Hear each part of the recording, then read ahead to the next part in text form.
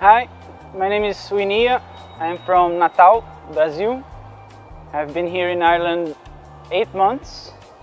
It's been 7 months since I found my job. I've been working. I work in a restaurant, and I'm going to tell you about my experience here in Ireland. I arrived in May 2014.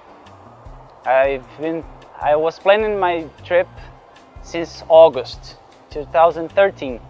I bought my plane ticket around 3 months before I came. It's interesting that you do that so you can get a better price on your ticket. When I first arrived here, I came through an agency, and the first thing when I arrived, I stayed for 2 weeks in a hostel, and then I had to find a place to stay. It's somewhat difficult to find a place here. It's not like in Brazil. In Brazil, when you go to rent a house, you usually deal with the landlord, and it's easier. Here, you have lots of interviews, and the owner of the place that chooses from all the candidates who will live in the house. It's almost like a job interview, and if you get chosen, you get to live in the house. So you have to do a lot of research and a lot of interviews so you can finally find a place. So it's interesting that as soon as you get here, depending on how long do you have on an accommodation, you do as many interviews as possible, because sometimes the house you want to live, you won't get. So you have to settle for what you can get. For us Brazilians, it's not as easy as for Europeans. We have to get our visa, and you have to be enrolled in a school so you can have your visa, so you can work, so you can legally work. It took me around 1 month to get my situation regularized and to get my visa and all, and then I started looking for a job. Actually, I started looking for a job a little bit earlier. Because I needed a job. So after I had my situation, I had a discipline, a method in which at least 1 hour per day I would spend sending CVs over the internet, and another hour I would go on the street and hand the CVs on hand at the places. It's interesting when you do that, when you're handing the CVs on the places, that you ask to talk with the manager or the person in charge. So you don't just give your CV, because if you do that, the employees there may just put your CV in some place, and the person that could actually hire you may never get it. So it's better if you ask to speak with the person in charge to do it. About making your CV, you should, when you're making your CV, focus on the job you're applying to.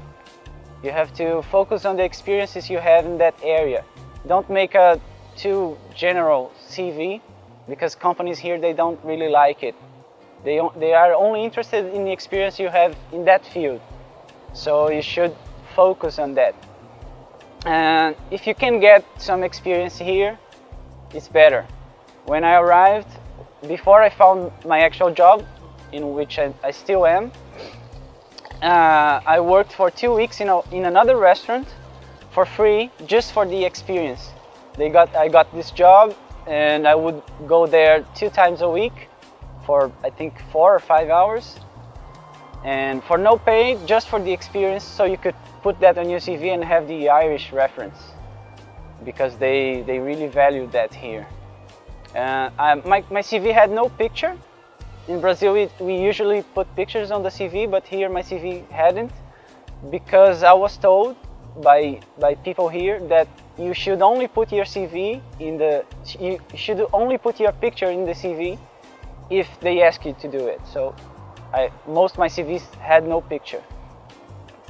Put on all the experience you have in that field. Make sure you talk about your English level. It's important that you have at least a minimum level of communication. You don't have to have a perfect English, but you gotta be able to have a minimum of communication. Otherwise, it's going to be very difficult. Your CV only takes you to the interview, and so it's, if you say you have fluent English, but you get to the interview and you can't communicate, then you're not going to get the job probably.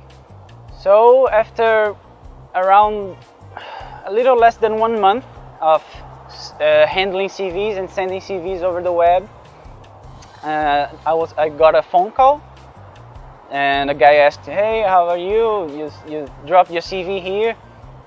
Are you available for an interview and a test?" I said, "Okay, so come next Monday." So I went. I dressed like properly for the job, you know, with shirts and proper trousers, belt, shoes.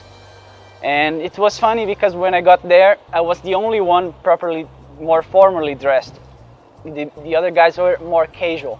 I don't know if that had something to do with me getting the job, but as soon as we got there, they told us to change our clothes, put on the uniform of the restaurant. It was me and another 5 guys, and we went. We had to try. I worked making salads in a restaurant, so they put us to the test right away with the knife. It's a special knife that you have to use, and they were seeing if we could handle the knife properly. They also tested our English by putting us to read the menu and see how we would pronounce the words in the menu. 2 of the guys were dismissed right away. I don't know, the lady there saw them handling the knife. I think they weren't very good, so they were dismissed. And then the 4 of us that were left, including me, she told us that she was going to call us to work for a day there for the tryouts. One of the guys stayed right away, and she told us she would call us. So the next day, she called me to go on the next day. So I went and I worked very hard, did the best I could, and at the end she told me that I could be back on the following day, already to work, already getting paid. I was very happy, almost jumping on the street. And that's it. That's been my job so far, and still I can pay my bills with it. It's a good job. It's hard work, but it's enough to pay my bills, and I have a good quality of life here. I don't work that much. I work around 4 or 5 hours a day, and with that it's enough to pay my rent, to buy the things I need, and still have some leisure, you know. I can go out, have a social life, things like that. So it's good.